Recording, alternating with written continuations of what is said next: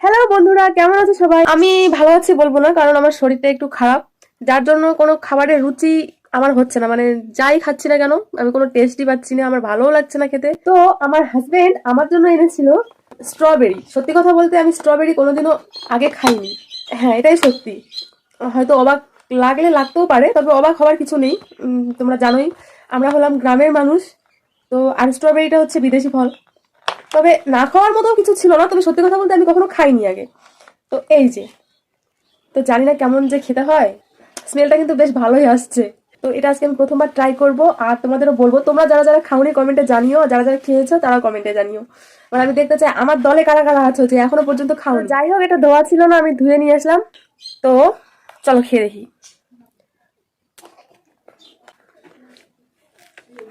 হুম, এটা খেতে কিন্তু আমার দারুণ লাগছে। আর ভিডিও ভালো লাগলে অবশ্যই লাইক কমেন্ট শেয়ার এবং সাবস্ক্রাইব করে আমাদের পাশে থেকো। তোমরাও সকলে খুব ভালো থেকো। টাটা।